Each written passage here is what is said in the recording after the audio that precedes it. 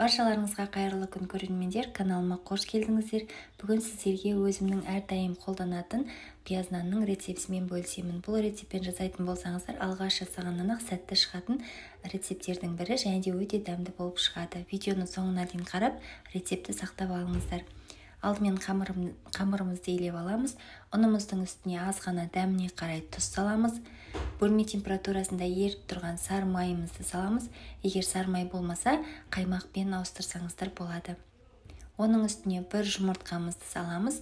Жақсылап бір араластырып алып, оның үстіне салқын суымызды аз-аздан құя отыра қамырымызды илейміз. Қамырымыз жұмсақ, бірақ қолға жабыспайтын болуы қажет.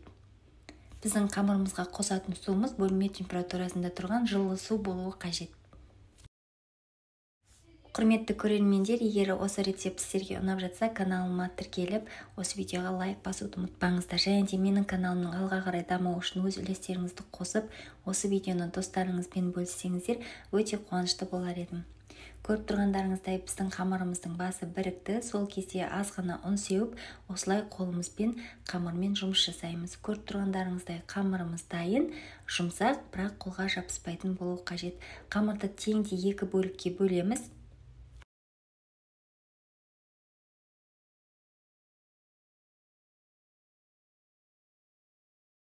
Қамырымызды теңде екі бөлікке бөліп болғаннан соң бір бөлігін алып, аз ғана ұн сеуіп, оқтаудың көмегімен орташа қалыңдықта жайып аламыз.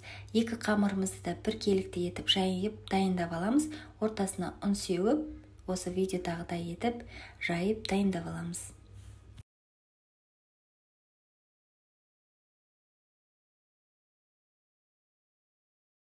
Көріп тұрғандарыңыздай қамырымызды дайындап алдық. Мен екі қамырды да бірдей етіп жайып дайындап қойдым. Оның үстіне ерітілген тоң майымызды жағамыз. Егер тоң май болмаған жағдайда сары майды ерітіп қолдансаңыздар болады.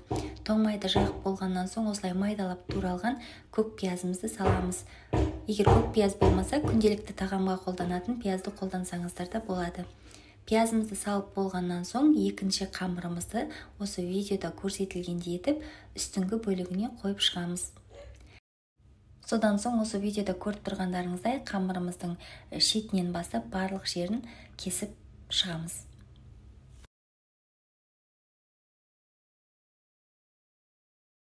Қамырымызды кесіп болғаннан соң осы видеода көрсетілгендей етіп шетінен бастап орау арқылы қатпарлы қамырымызды жасап аламыз. Дәл осы қамырдан 2 штук пиязынан шығардым. Қаласаңыздар 3 данасын шығарсаңыздар да болады. Мен үлкендеу етіп 2 данасын шығардым. Көріп тұрғандарыңыздай біздің бірінші пияз нанымыздың қамыры дайын. Енді қалған жартысында дәл осылай орап шығамыз. Біздің қамырымыз дайын болды. Енді оқтаудың көмегімен жақсылап жайып дайындап аламыз.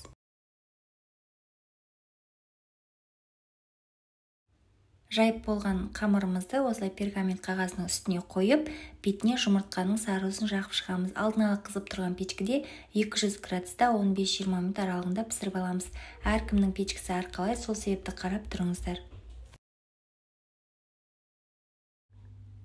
Құрметті көрермендер, осымен біздің пияз нанымыз пісіп дайын болды. Өте жұмсақ, сондай дәмді болып шықты.